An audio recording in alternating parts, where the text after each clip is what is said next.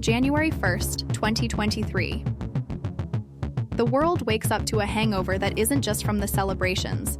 It is the first day of a year that will be remembered as the moment the boundary between the human and the artificial finally dissolved. In the quiet laboratories of Silicon Valley, the code for a new kind of mind is being finalized. While in the war-torn suburbs of Bakhmut, the ground is frozen hard enough to crack like glass under the weight of advancing armor. The air is thick with a strange electric anticipation. This isn't just another year of recovery. It is the year of the Great Acceleration. From the record-breaking heat waves that will soon boil the oceans, Putin in the halls of the Kremlin where a private army is about to do the unthinkable, 2023 is the year where the unprecedented becomes the daily headline. We are stepping into a reality where the tools we created are starting to think for themselves, and the geopolitical orders we relied on are starting to splinter. By 2023, the term polycrisis has entered the global lexicon, and for good reason. The world is no longer facing one problem at a time. It is facing a web of interconnected failures.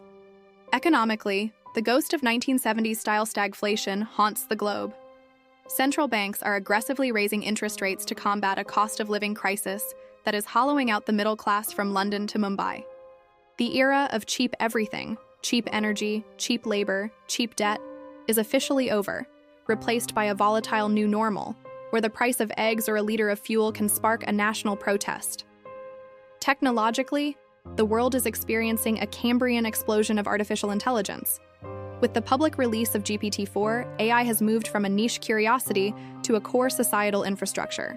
It is the fastest adopted technology in human history, triggering a gold rush that is revaluing the entire global stock market while simultaneously terrifying the workforce.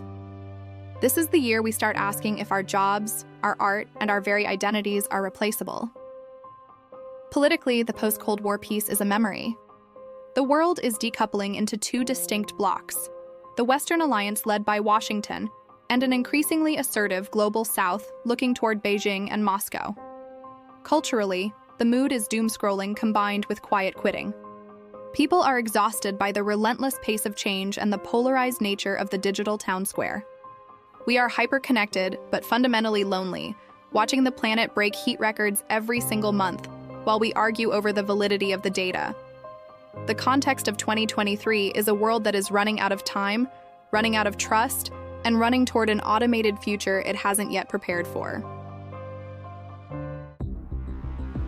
The spark that fundamentally changed the trajectory of 2023 was not a physical explosion, but a digital one.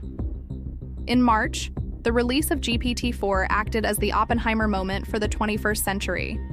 While 2022 gave us a glimpse of what AI could do, 2023 was the year it became an inescapable force of nature. This was the inciting event because it forced an immediate global reevaluation of human labor, education, and truth. Within weeks, students were rewriting the rules of academia, and corporations were slashing departments in favor of algorithms. This wasn't just about a chatbot. This was about the industrialization of thought. The sudden realization that machine intelligence could pass the bar exam, write complex code, and mimic human emotion triggered a panic in the halls of government. For the first time, world leaders gathered not to discuss trade or borders, but to discuss the existential risk of their own creations. This event triggered the AI arms race between the US and China, turning silicon chips into the most valuable and contested resource on the planet. The intelligence explosion changed how we viewed the year's subsequent events. From the Hollywood writers' strike to the deepfake political ads in South America, every social and political tremor was viewed through the lens of this new synthetic reality. It was the moment we realized that the future wasn't 2050, it was Tuesday. The trajectory of 2023 was no longer set by humans alone, but by a co-evolution with a mind we didn't fully understand. Politics in 2023 was defined by the surreal and the sudden. In June, the world watched in stunned silence as Yevgeny Prigozhin and his Wagner Group mercenaries turned their guns away from Ukraine and began a march for justice toward Moscow. For 24 hours, the invincibility of Vladimir Putin was shattered. The sight of tanks in the streets of Rostov-on-Don signaled a deep internal rot within the Russian state. Although the mutiny ended with a mysterious deal and Prigozhin's eventual plane crash, the political fallout was permanent. Russia was no longer a predictable autocracy. It was a fragmented war state. Across the globe, another tectonic shift was occurring.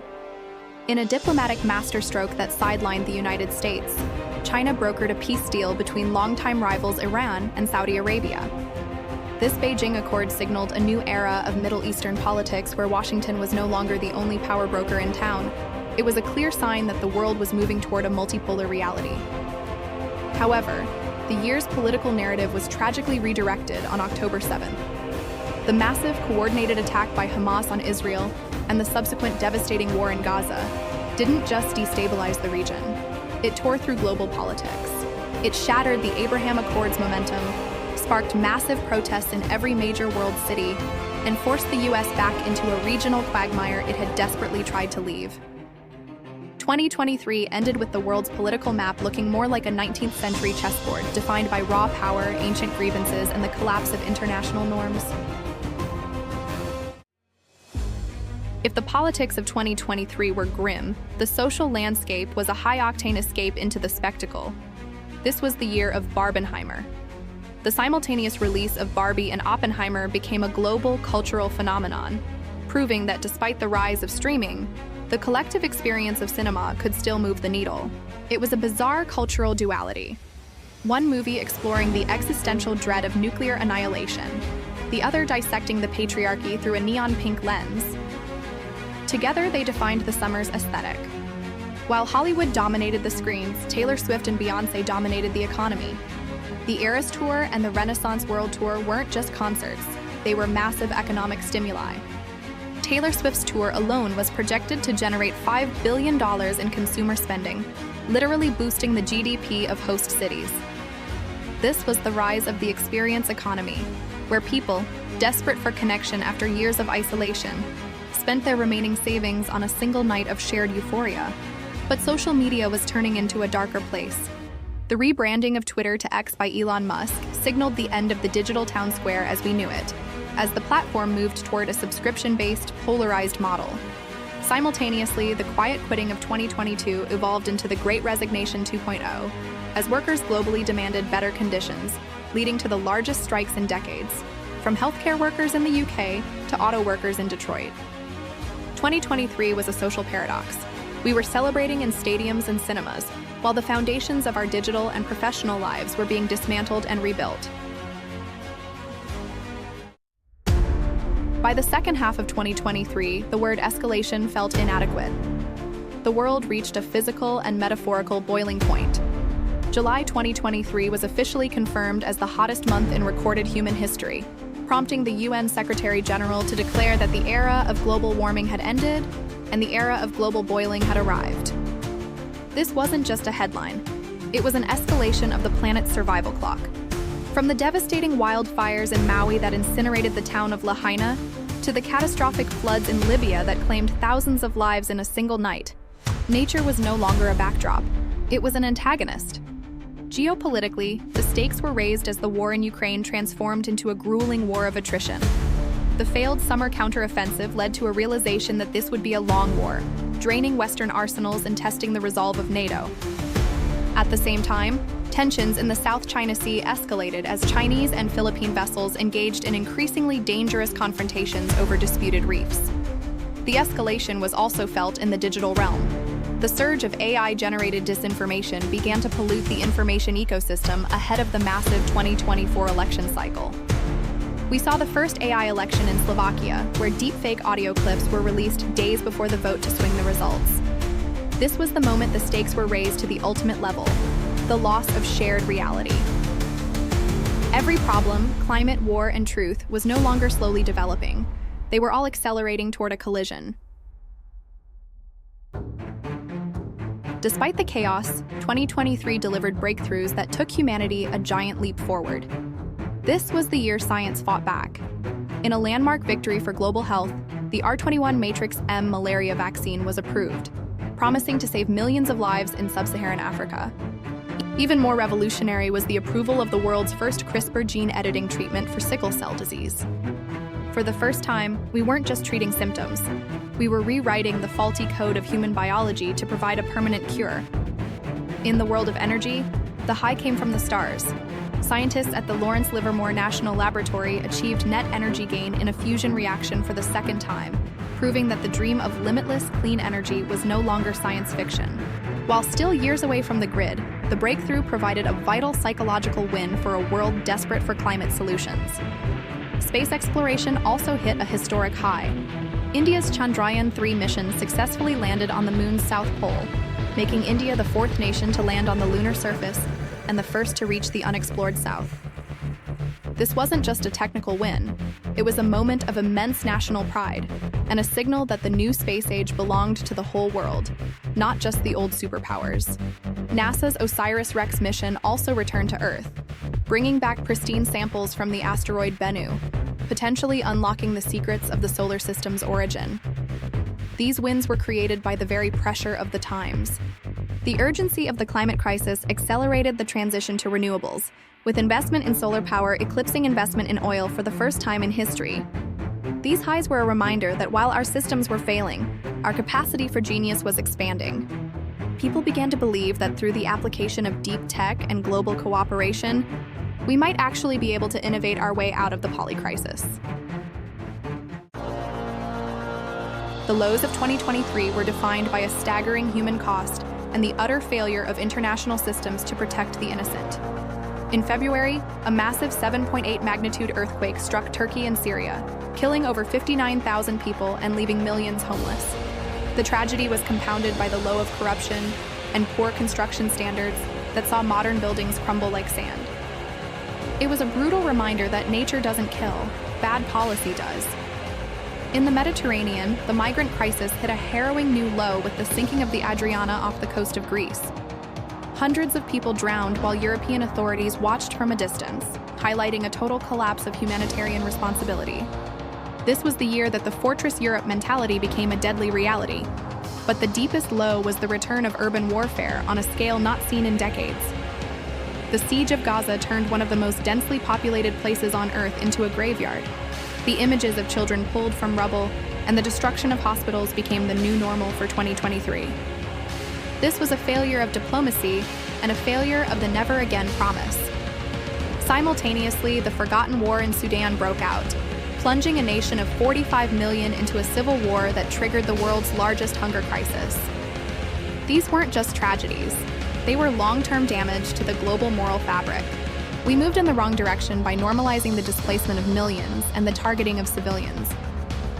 2023 exposed that despite our 3D printed hearts and AI models, we were still capable of the most primitive forms of cruelty.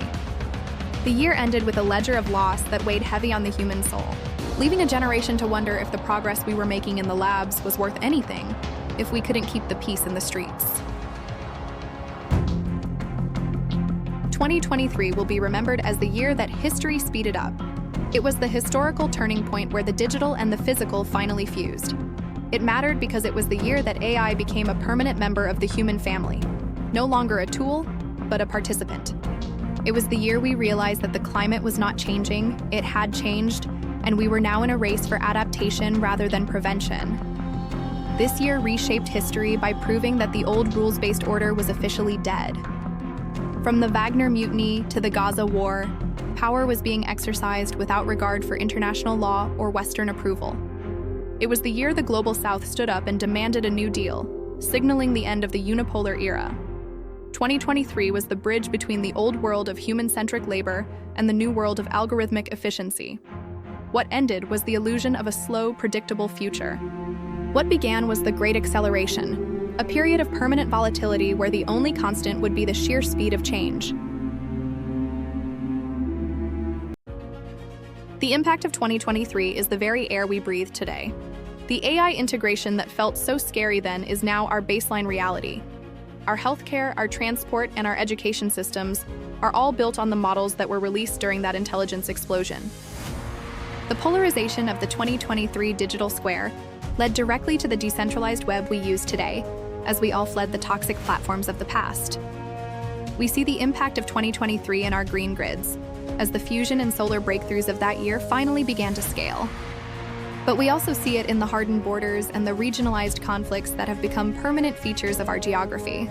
The Barbenheimer culture was the last gasp of the old mass media age, before the algorithm began creating personalized entertainment for every individual. We are living in the post-2023 world, a world that is more efficient, more innovative, but also more fragile and deeply scarred by the failures of that pivotal year. 2023 was the year that broke the mold. It was a year of pink cinema and gray trenches, of CRISPR cures and climate boiling. We entered it looking for a way back to the old world, and we left it realizing there was no going back. The future didn't arrive with a bang. It arrived with an algorithm and a heat wave. But as the echoes of 2023 fade, the next chapter is already being written.